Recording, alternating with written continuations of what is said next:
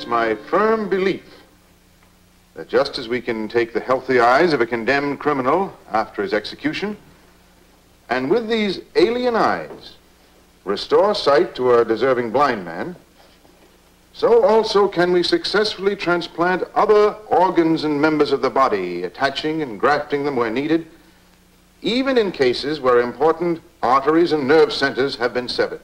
Professor Frankenstein, how can you ask us to believe such a preposterous theory? I beg your pardon, Dr. Randolph. I said I believe your theory is preposterous. Now, we're all men of science. We know about transplanting eyes and the special factors involved in transferring the cornea. But these other claims of yours, well, they're just beyond the pale of experimental medicine. You seem to forget that the higher purpose of experimental medicine, no matter how extreme, is simply to establish scientific truth. Any student of gross anatomy would refute you. And I still say that dead tissue cannot be reactivated. Why, my own son, a high school sophomore, wouldn't swallow your theory. Dr. Randolph, I think you're being disrespectful.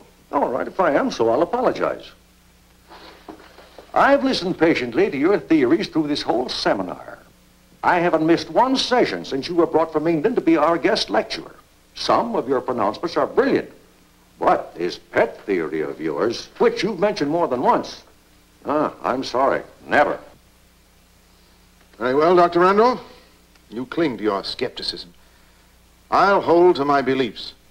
And someday, very soon possibly, I'll prove them so conclusively that even cynics like you all over the world will be convinced. I think that's all. Good day, gentlemen.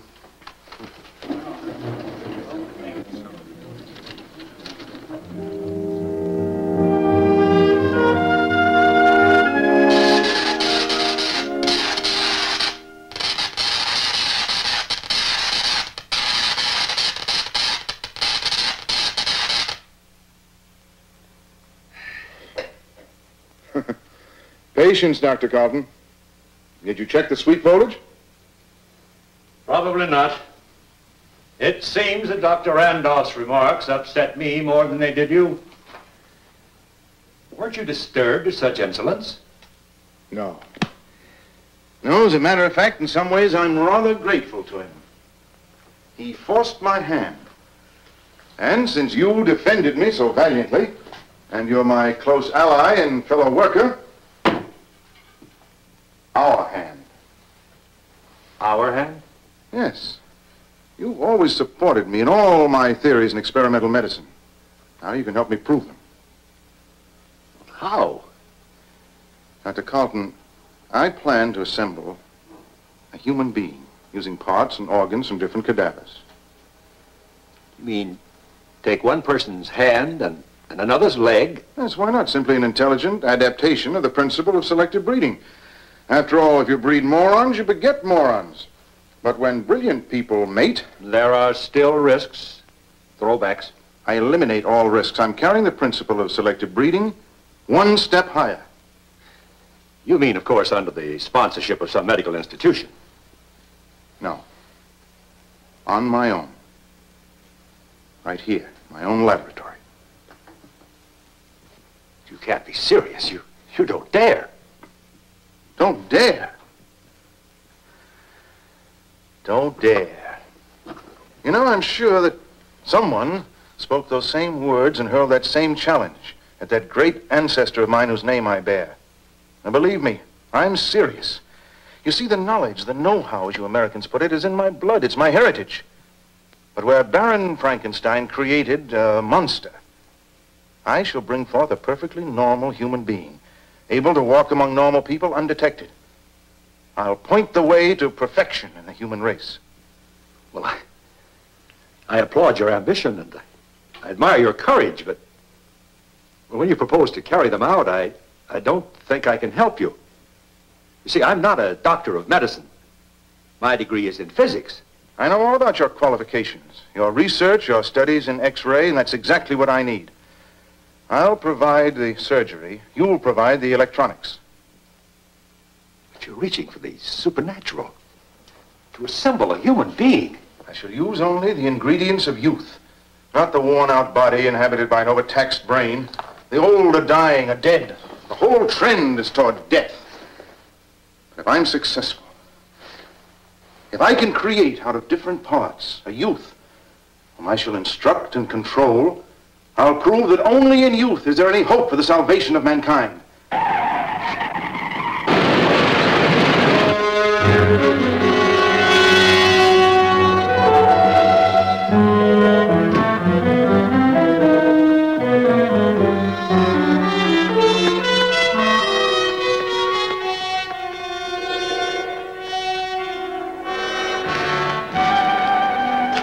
Teenagers, both cars loaded.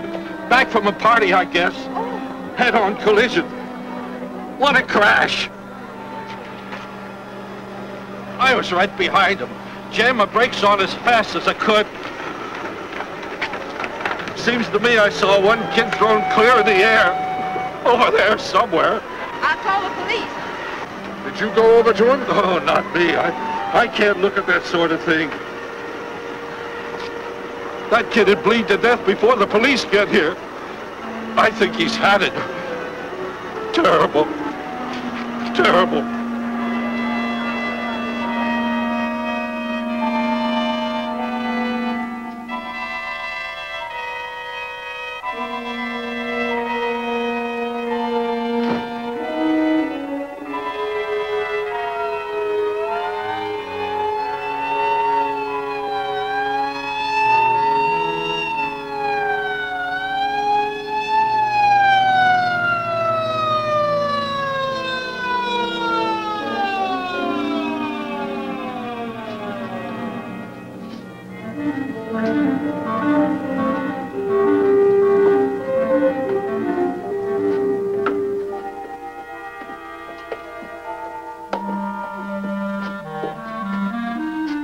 Steady him while I unlock the door.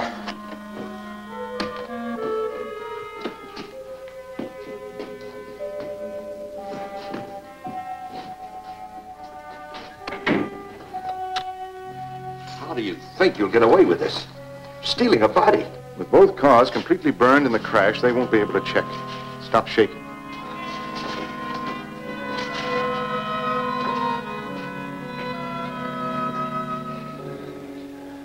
Cold in here. It should be.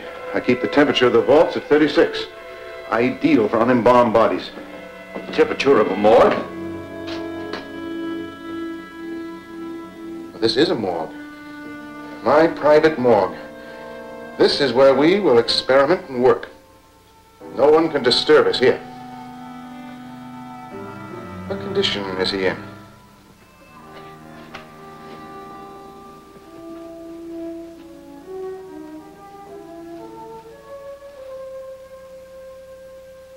Tell me, what condition is he in? Dead. I know that. That's the way a layman would describe him. But I also know, and I want you to remember, that in this laboratory there is no death until I declare it so. Now, describe his condition. Well, the head's crushed in. Possible brain injury. Face is beyond recognition. I don't know about the rest of the injuries. Dr. Carlton, you're a scientist. You mustn't be squeamish.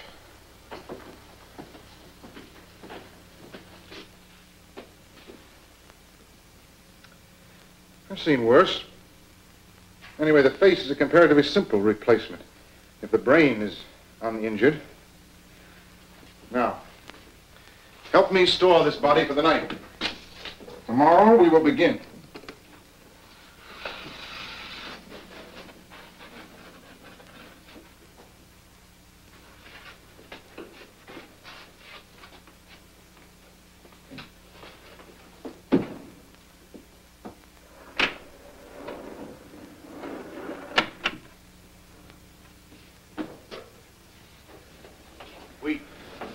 We'll need equipment.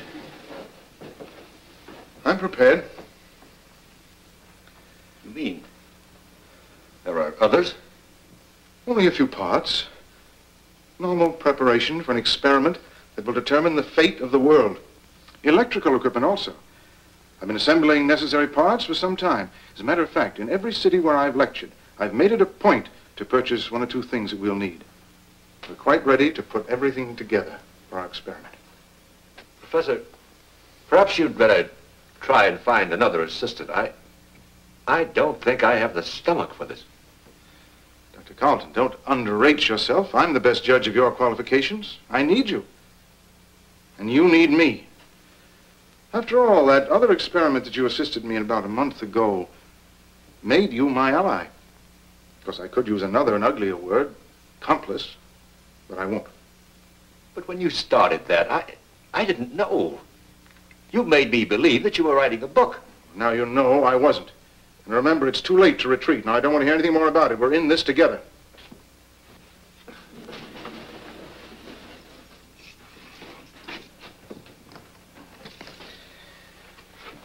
I'll want you to assemble a small synchrotron, something in the 100,000 volt category. After each surgical move, I'll need the advantage of high-velocity X-rays with a penetration of at least 2 inches. Parts are all here. Do as I say, and you will share in the greatest experiment science has ever made. Well, Carlton, I think we'd better go and change our clothes for the party.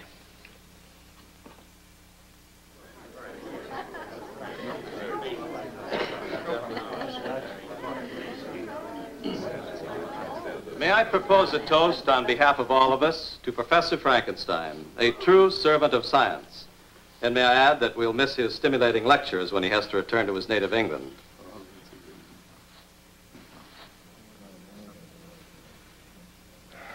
Well, let me thank all of you for listening to my theories and for your unfailing hospitality. I do have to return as I'm only a guest in your gracious country, but I shall miss you. To all of you. Would you excuse me a moment?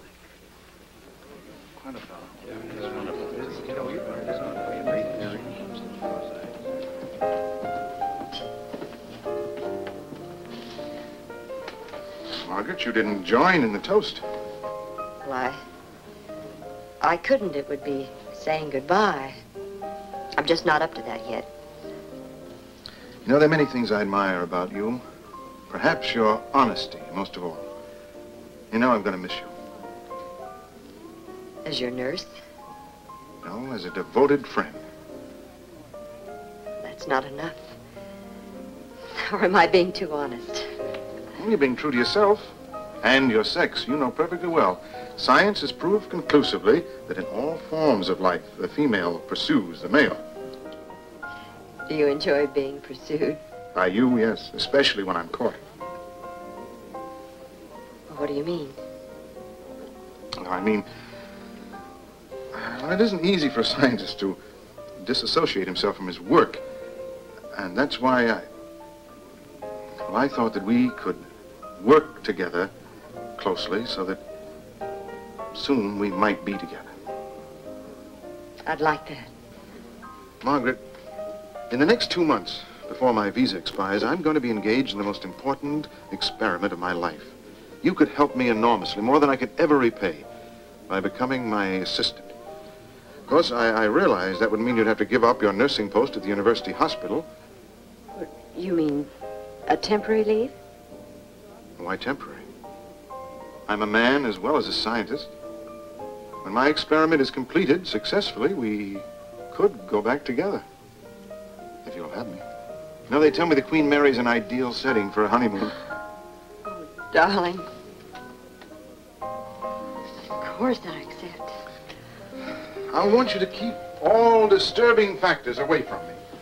Answer phone calls, mail, put off visitors, interviewers' requests for articles and periodicals and so forth, and postpone all my appointments. I want to see no one but my associate, Dr. Carlton. And of course, you. I'll be the best watchdog you ever had.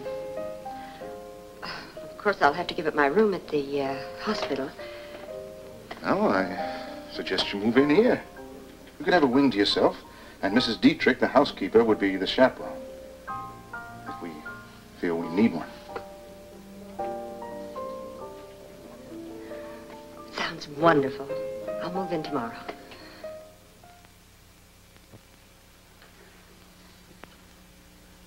His hands and the right leg, practically up to the knee, are completely crushed. You'll have to amputate. Yes. Above the carpal bones and, well, below the patella. Yes, they'll have to go. Here, apply the cathodes. Activate him first. But why? In this frozen state, he won't feel anything. I want him to know and feel pain so that when I alleviate it, he'll also know gratitude. Now, change his body temperature to normal. What I create, I must control.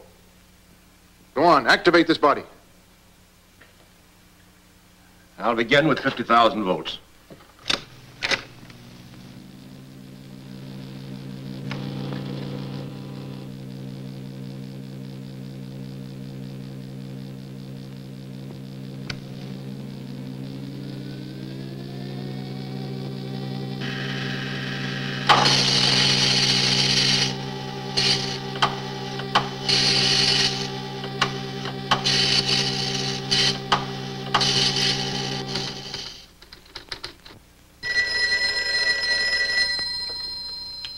Professor Frankenstein's residence.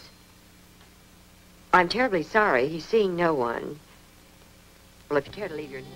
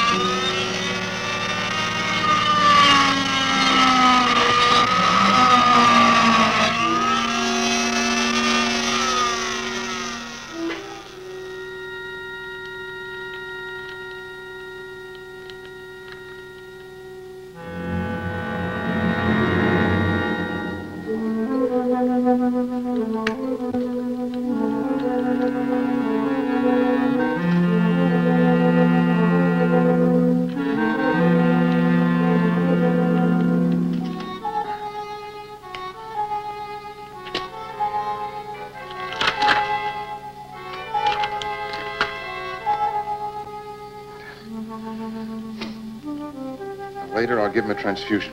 I'll select the blood myself. How are you going to dispose of those? You can't bury them or burn them. There's always danger of discovery. I'm well aware of that, Doctor. I provided for this emergency, too.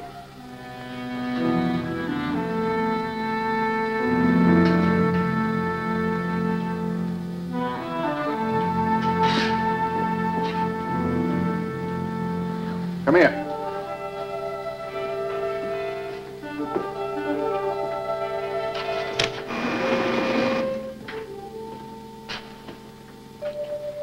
I have a very interesting final resting place for bones and tissues I'll never need.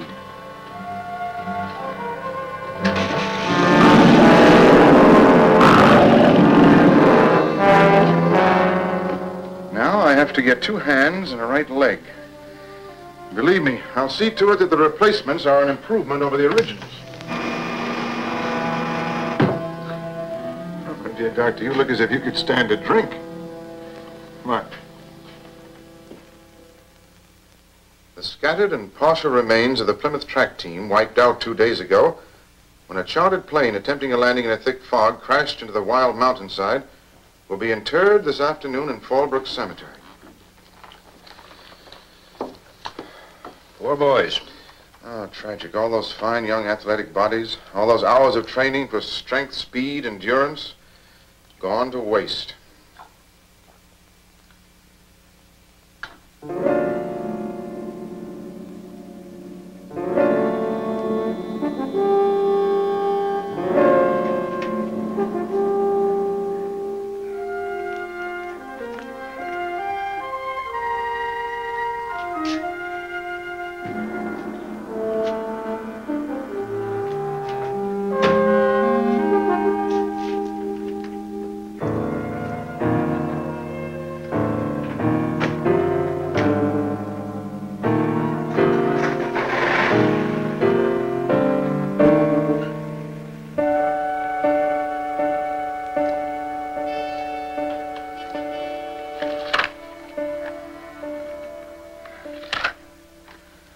Well, rather neat. I do say so myself. Hands and leg are back on his body. I've kept my promise. Strong hands of a champion wrestler and the leg of a football star. There. Now, you've got a great deal to thank me for, my dear boy. With the special healing fluids and the vital rays, his bones should knit in a day or two. What is impossible for others becomes a daily event for you. I'm delighted to impress you. Now, help me put him back.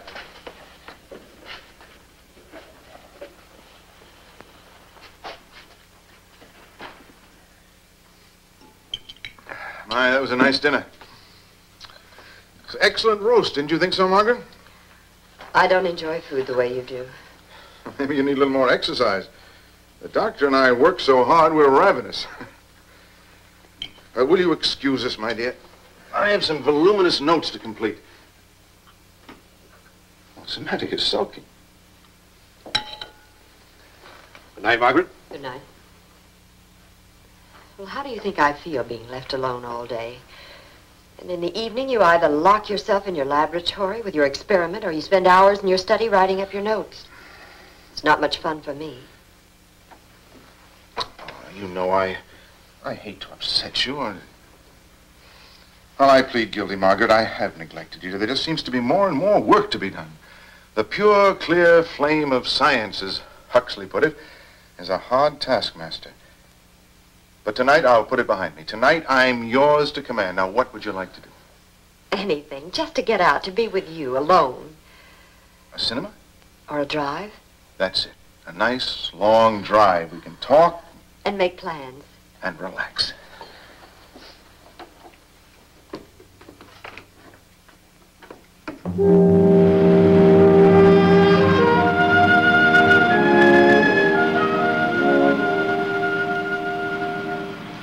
Over there. Let's park and just look at the view and talk.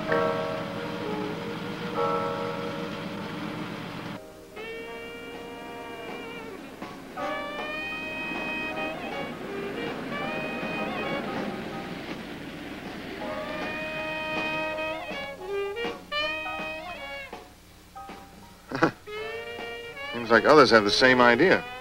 They come up here for some quiet necking. It's a lover's lane. Oh, that's interesting. Sort of a private preserve for teenagers, huh? I suppose as adults, we're lucky to find a parking space. But we'll turn on the radio and do what the teenagers do. They tell me it's loads of fun.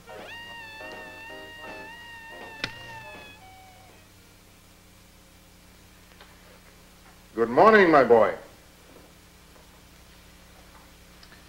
Come, my boy. Say good morning to your creator. Speak. You've got a civil tongue in your head. I know you have, because I sewed it back myself. Yes, and all healed up very nicely, if I do say so. Perhaps, Professor, it's too soon for him to speak. Nonsense. With all the surgical skill and the vital rays lavished on him, he should talk like a congressman at a filibuster. Now, come on, my boy. Say good morning, and say it to me. You do have vision, you know, at least in the one eye. And your brain is intact. We'll improve it in time, but no malingering now. Now, come on. Watch my lips. Good morning. You must speak, because time is desperately of the essence. Are you sure you're not rushing him? It's only a few days since... No rank nonsense. He can hear and he can understand, and he must learn to coordinate so he can speak. Hear me very carefully. I command you to watch my lips and repeat after me. Good morning.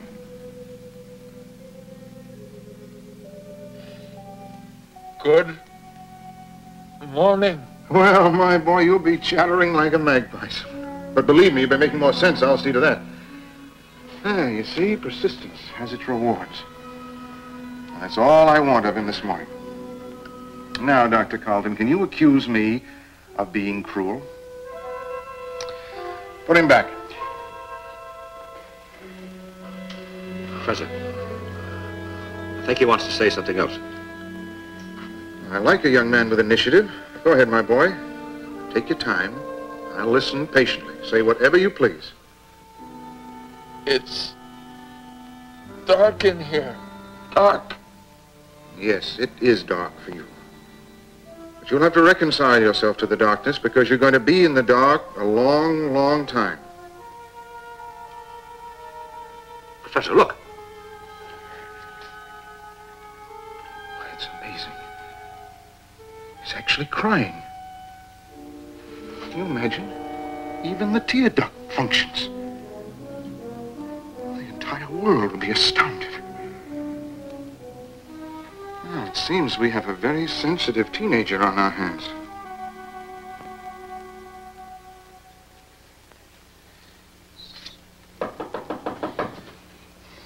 Come in. I can't. The door's locked.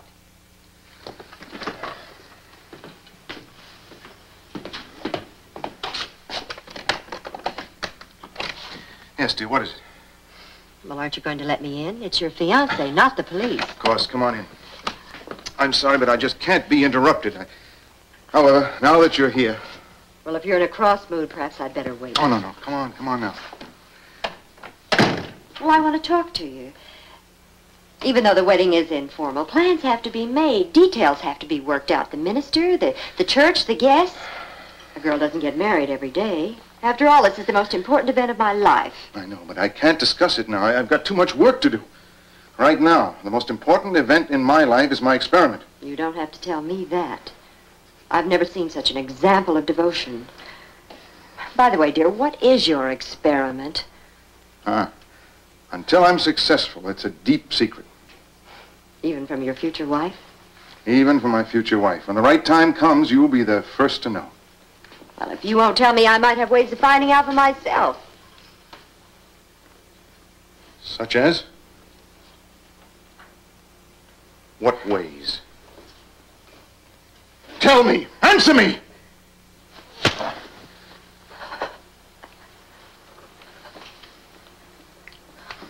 I didn't mean anything by it. It just slipped out. Words sometimes do. I have no intention of spying on you. I don't care if you ever tell me. Now, that's better. Oh, I'm sorry. I'm sorry, darling. Forgive me. I know this experiment must be getting on my nerves. But you understand a scientist's devotion to duty. I'll be finished soon. And we'll be married and off on our honeymoon.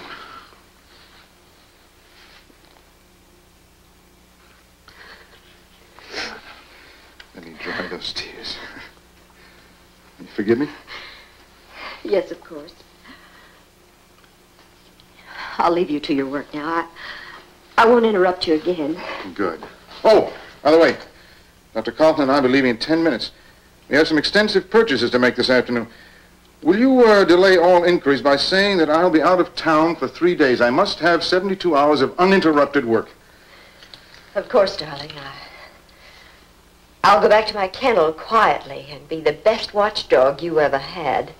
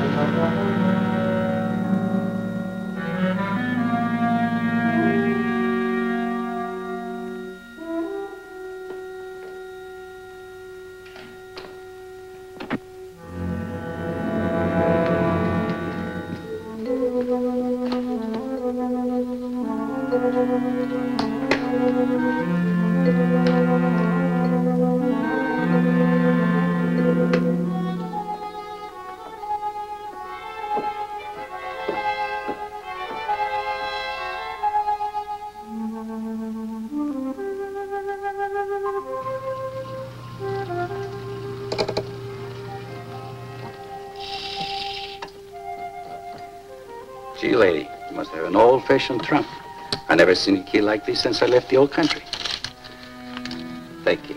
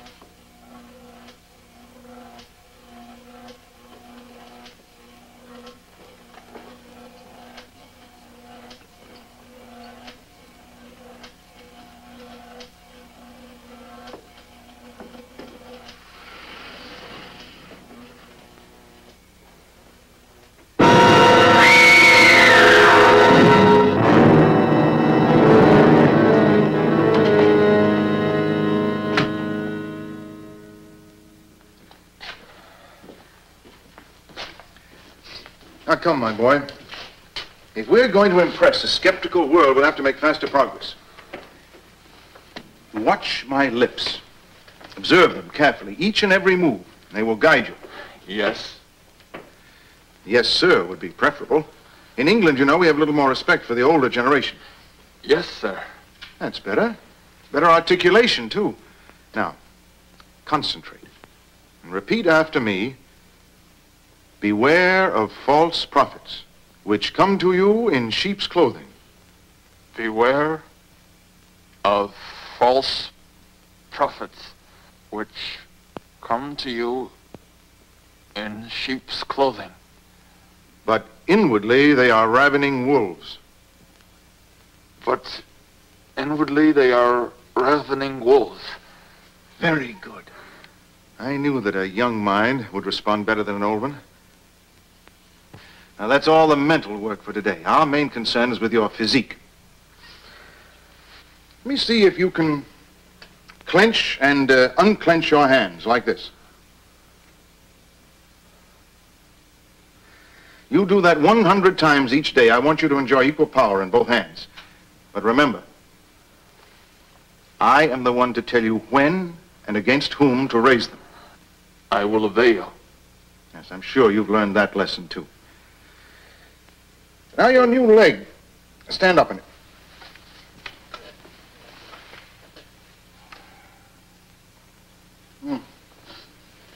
It's quite satisfactory. Sit down. I want you to exercise that leg, too, the way I showed you. Understand? It's very important to keep the blood flowing smoothly in order to ensure proper circulation. Professor, I think he needs some supplementary nourishment. Yes, I prepared some special vitamins. I'll give them to you. I'm going to leave you with Dr. Carlton now. He'll give you some electrical treatments and feed you. You do as he tells you, and tomorrow I'll set up some exercise equipment for you.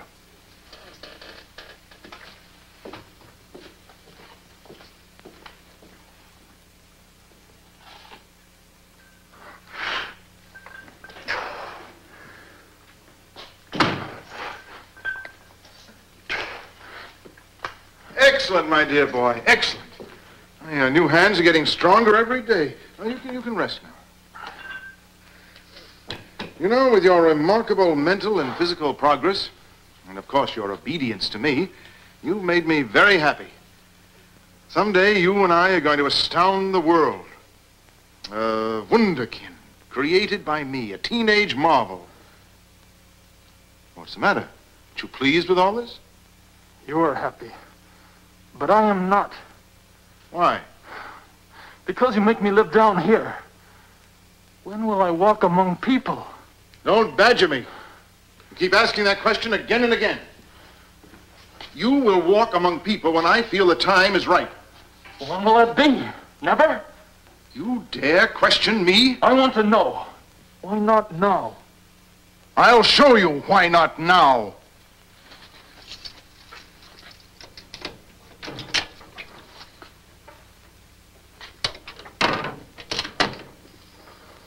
Turn around.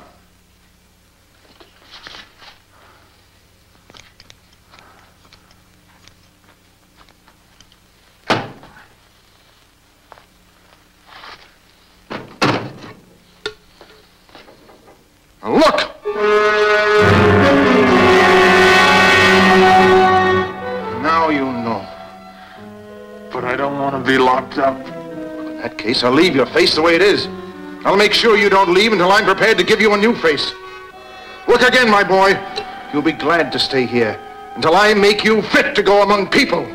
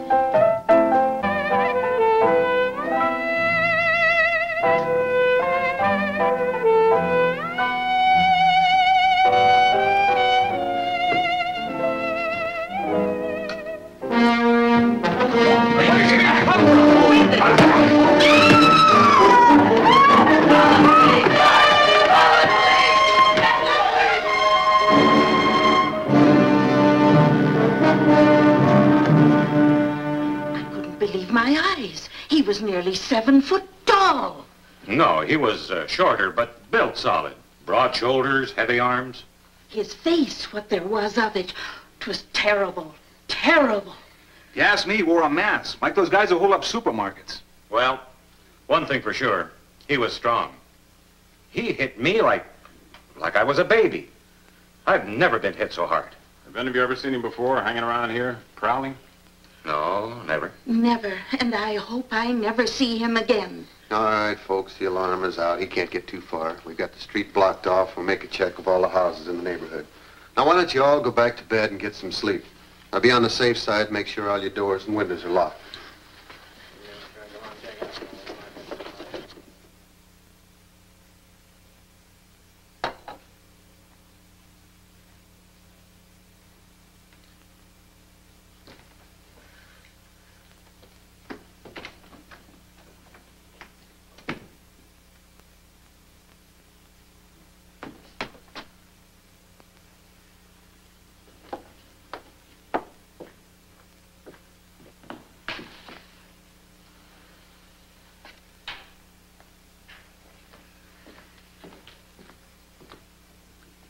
Then it was you.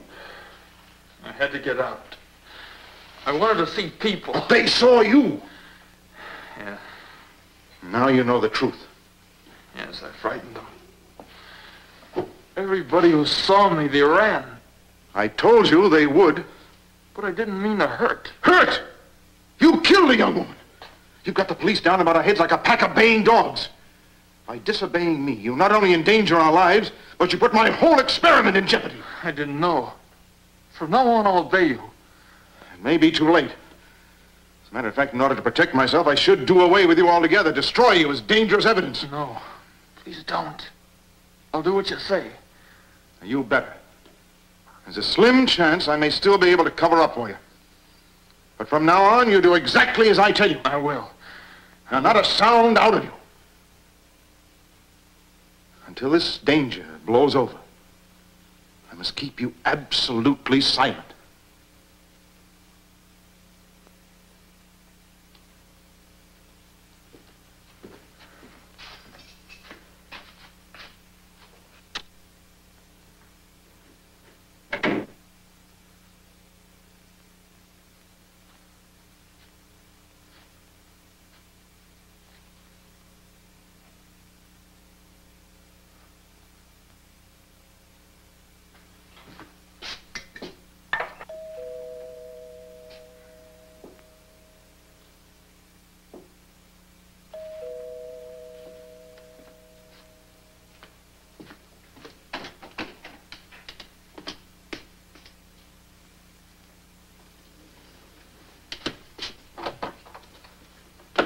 What can I do for you, gentlemen? Sergeant Burns. This is Sergeant McAfee, homicide. May I have your name, please, sir? Professor Frankenstein. Just making a house-to-house checkup. Oh, of course. Won't you gentlemen come in? We won't take up much of your time. It's about this fiend that's operating in this neighborhood. Yes, I know. I've read the newspapers. Dreadful. Tell me, Professor, have you heard or seen anything of a prowler or a peeping Tom? No, I'm afraid I have nothing to report. At least on this front, all quiet. Well, if you hear or see anything of a suspicious nature... I'll notify you at once. By the way, gentlemen, has anyone actually seen him? I mean, to guide me. Could you give me a description of this so-called fiend? Well, that's just it. 6 people see a suspect, and you get 6 different descriptions. Well, that's a human failing. Under the stress of panic or fear, our minds do strange things. Our eyes see strange visions. Yes, but they all agree on one thing. Whoever he is, his face would scare a ghost. Well, that's one detail I surely will remember. If I see or hear anything suspicious, I'll let you know. Thank you. Good night. Good night.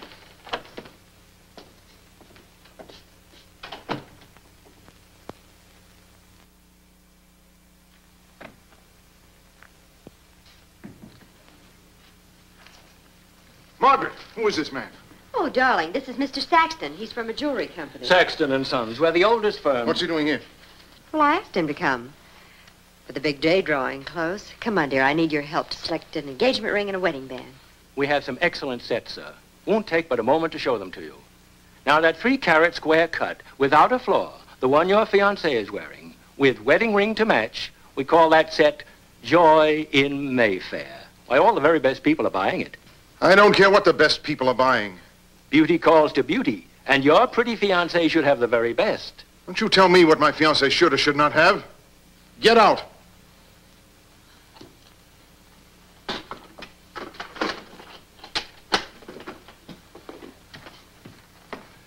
Perhaps another time. Just get out.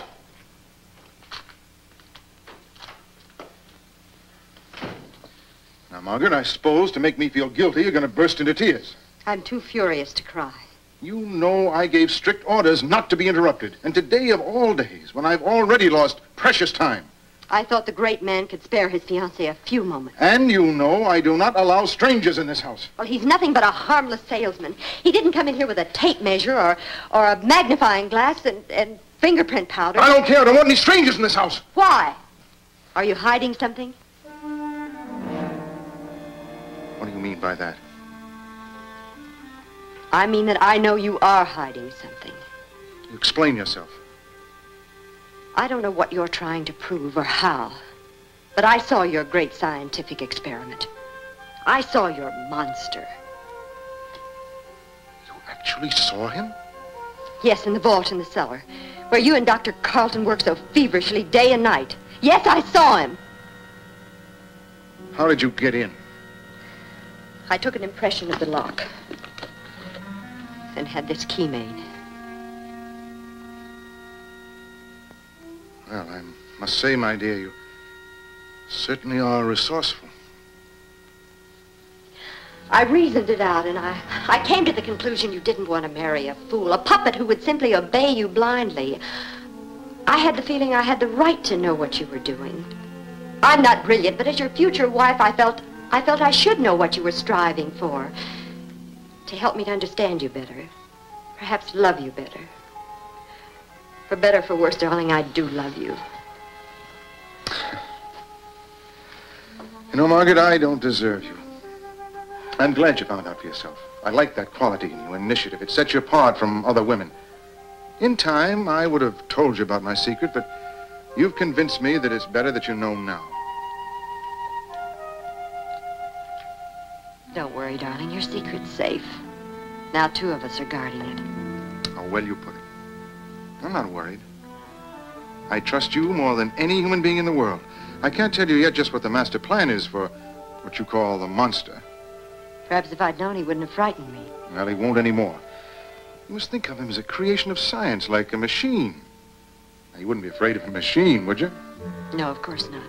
In the meantime, I think we should both be grateful to the monster. If possible, he's brought us even closer together. I love you. I don't need to tell you how I feel about you. Oh, I'm ashamed of myself. My bad manners, my lack of consideration for you. Here you are, darling. Now, you take this down to the jeweler and buy that matched set. What was it called? Joy in Mayfair? You just fill in the amount. And tonight at dinner, I want to see you wearing the engagement ring. All right, darling. Oh, do you still want me to keep the key to the vault? Well, of course you keep it. Just another proof of my trust.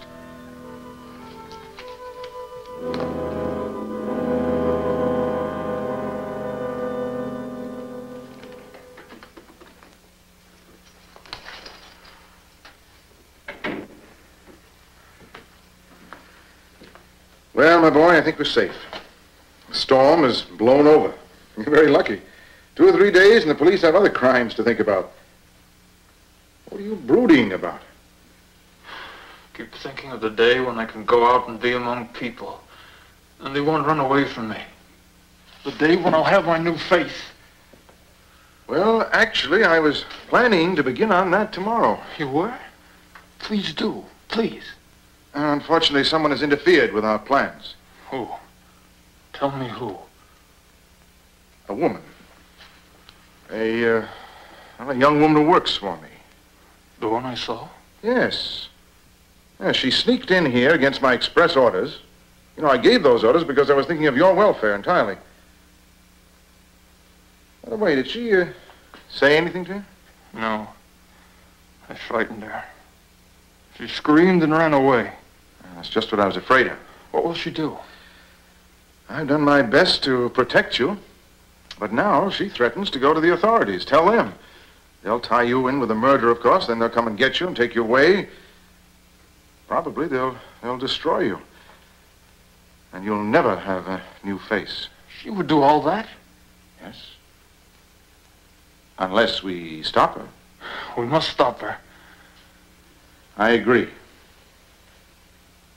How? If you'll do exactly as I tell you.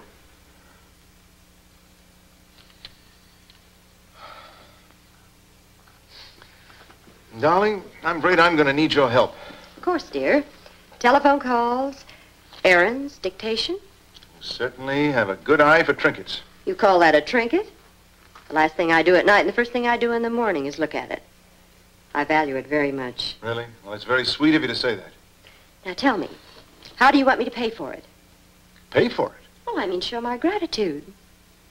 Oh, I'm sorry, darling. You were about to ask me to do something for you. Oh, yes, yes. Well, this is it. As you know, Dr. Carlton had to leave town to buy some new parts for our synchrotron. I'm afraid he may be gone for 2 or 3 days. Well, so long as you're here, I won't miss him. I will. I mean, as my assistant. And that's where you come in. Will you be my assistant? It's feeding time for our young man. Well, of course, dear. You're not afraid? No. He's as gentle as a baby at feeding time. You're sure you're not afraid? I'll regard him the same as you, a creation of science. I'll go along. I'll help. Good. The hypodermic and the fluid are downstairs. Shall we go?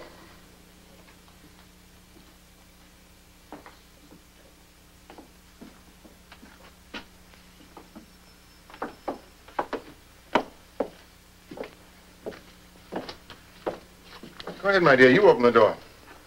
Use your own key, the one you so ingeniously had made.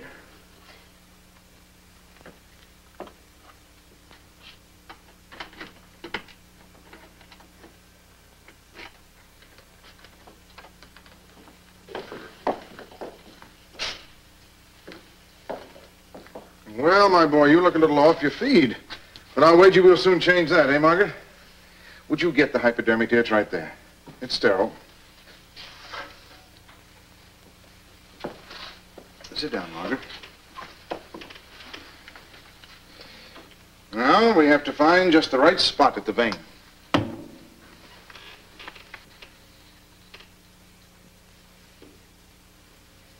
There it is.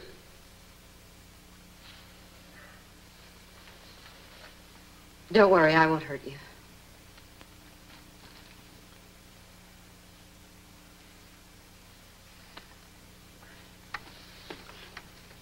I'll be right back, dear. I'm just going upstairs to get a supplementary vitamins. You hurt me.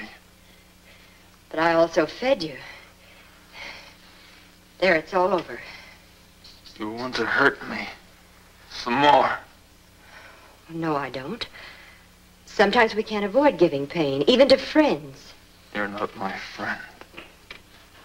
But yes, I am. You only say that, but you're not. You want to see me killed. No, I don't. I want to see you live. You don't! You don't!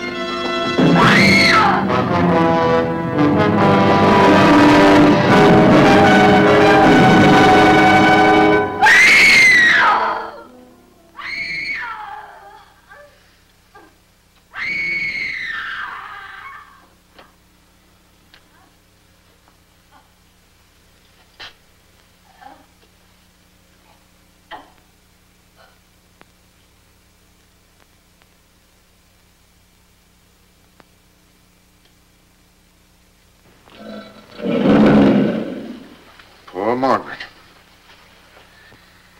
You've done your work well. You've earned your reward. My new face? Exactly. Tonight I'm going to lead you out of this darkness. We'll go among people. Discreetly, of course. You'll be able to pick the face that pleases you. Then it will be yours.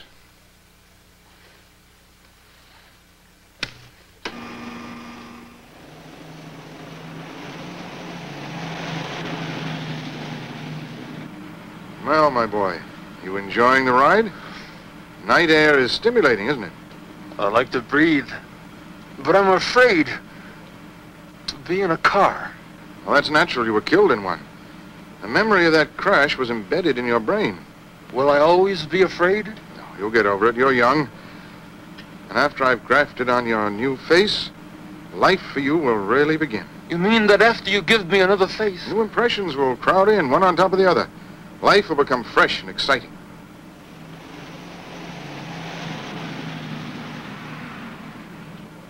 And it'll take time and patience.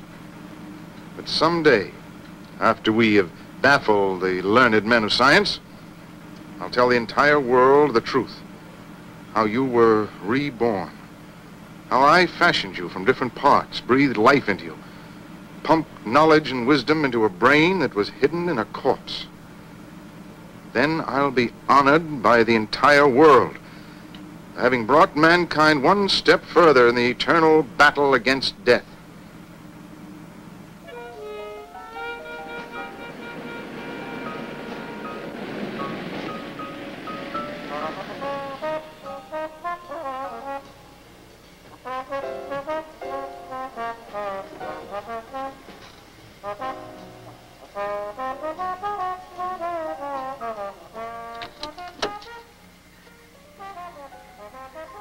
Saw that young man's face?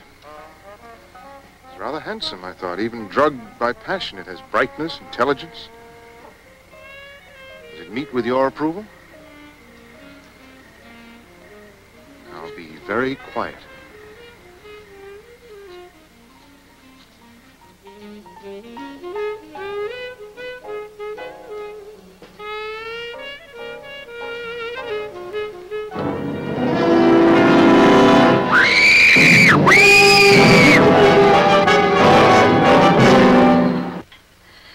The doctor gave strict orders that she mustn't be disturbed. Well, maybe you can help us. Just tell us what she told you when she got home. She couldn't say very much. Every word was agony.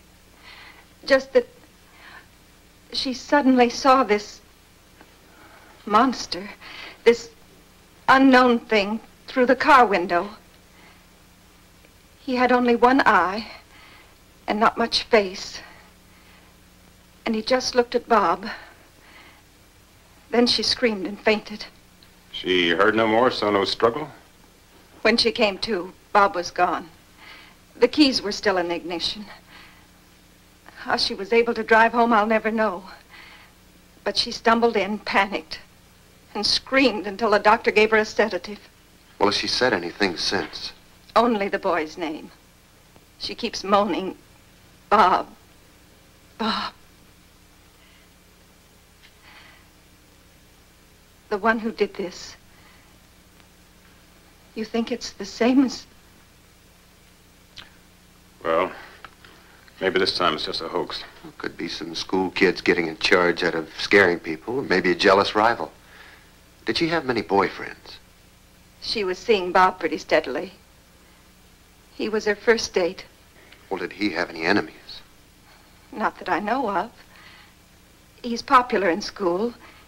He's a quiet boy. Lives with his aunt. We know we've spoken to her. What will you do? Well, we'll go over the car and check the place, and as soon as we find something, we'll let you know. He may turn up himself any time and tell you it was all a practical joke. I hope so. I certainly hope so. Is this Bob? Yes. Arlene took it in our backyard. Yeah, good-looking boy. Quite handsome.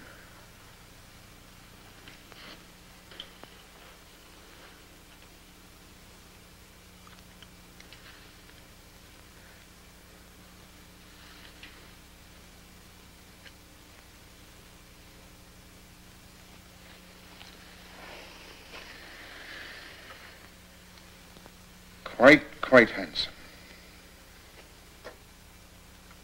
Here, my boy.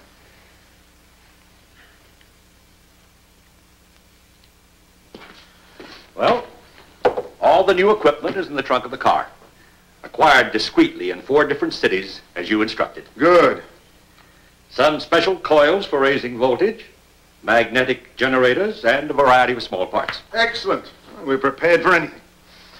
Now, as a small reward, let me pour you some of this sherry. It's really quite exceptional. Superbly dry. A caress to the palate. I quite agree. Excellent. You know, I can never understand the American passion for sweet wines. Barbaric. Well, give us some more time, Professor Frankenstein. After all, it takes centuries to become as civilized as you are. Oh, no, I'm not being critical, nor ungrateful. America's been very hospitable to me.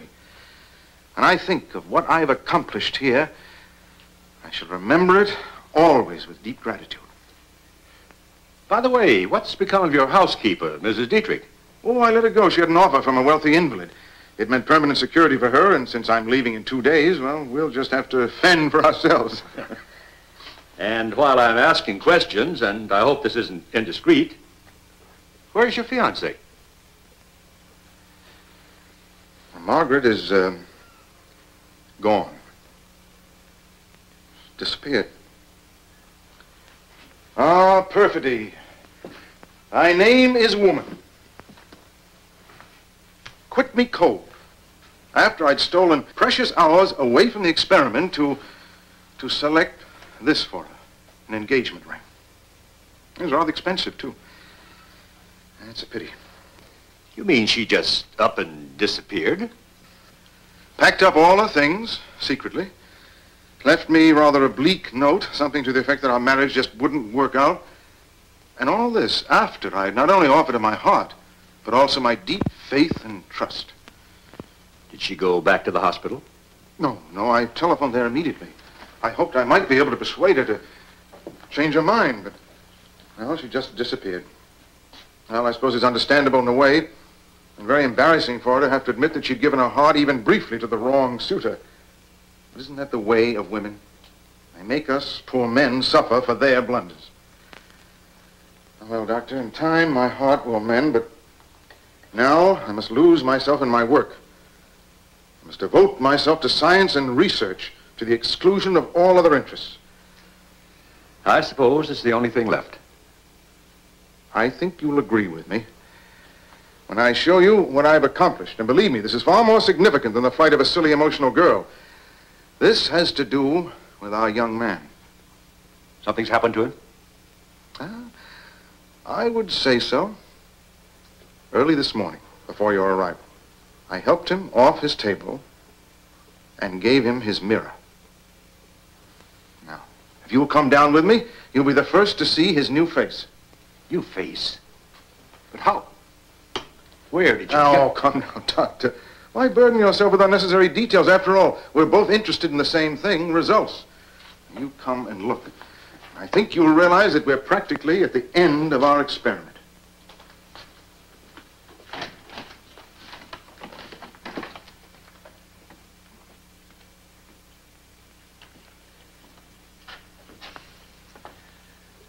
Show Dr. Carlton your new face. Amazing. Absolutely amazing. Why, when the stitches are out, he'll pass for a normal, quite attractive teenager. And you agree it's a success? Stupendous success. And what's more, no one will ever know. Well, I'm not so sure about that. After all, this new face wasn't grafted on from oddments. There's a chance of it being recognized, especially in this region. At any rate, I'm taking no risks. Well, what do you propose to do? I'll tell you, but first let me give him back his precious toy. There you are, my boy. Go back to reveling in your new face.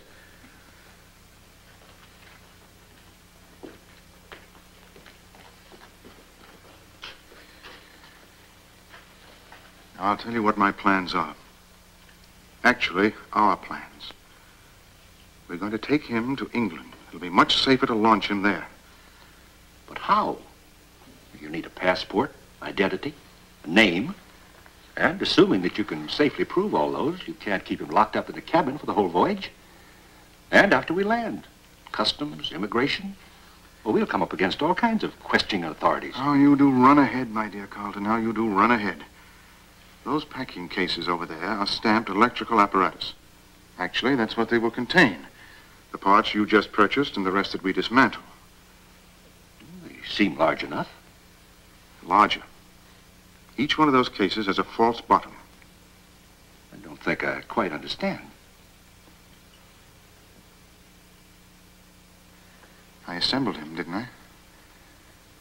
I disassemble him here, preserve the parts, and later, in England, I reconstruct him. In my London laboratory, I have the same facilities, the same equipment, and the same assistant, you. Can't do that. It's too inhuman. I can't be a part of such a fiendish plan. You can and you will. You've got no choice. And actually, there's no time to be lost.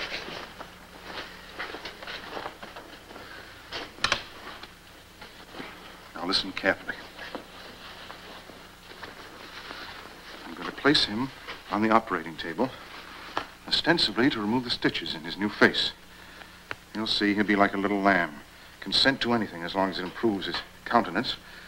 Only this time, I'm going to strap him down very firmly. I'll explain that it's necessary to ensure no distortions to his features. I'll tell him the slightest move may jeopardize his precious new face. I assure you he'll cooperate like an angel. After I've got him strapped down, I want you to inject a double quantity of sodium pentothal. And then he'll feel nothing. My dear Dr. Carlton, in 3 days, you and I will be walking the deck of the Queen Mary, enjoying the ocean breezes, the company of charming passengers, and relishing the holiday we so justly deserve. Go ahead. Prepare for the operation and get the hypodermic ready.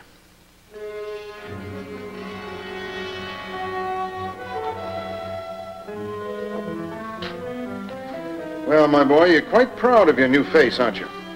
Yes. With it, I can walk among people. They can see me and not be frightened. Not quite. But after I've removed the stitches, no one will be able to tell a thing. Then your new face will be yours permanently. Let me have the mirror. Don't get on the table, my boy. We've got to get you ready.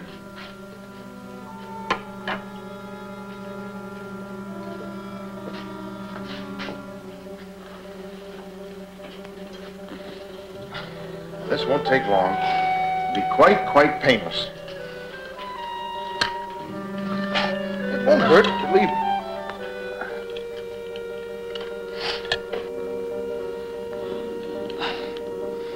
Go ahead, give him the pentothal.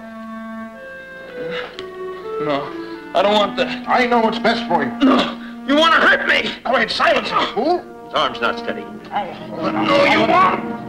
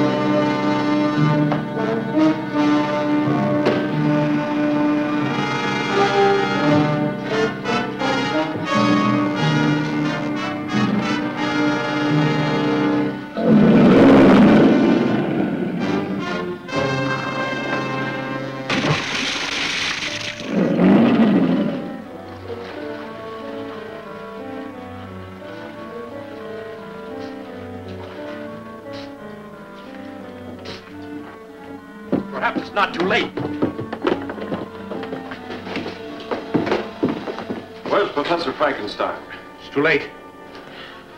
Come over here. Maybe he'll listen to you. Tell him to come with us. Warn him not to resist, to let us take him away. You heard. They won't hurt you if you come. I want!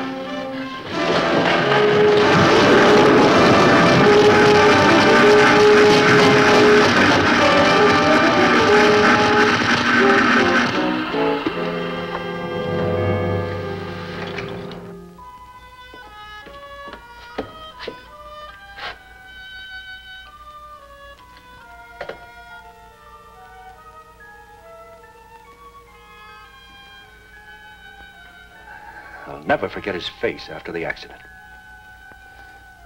Never. Thank you.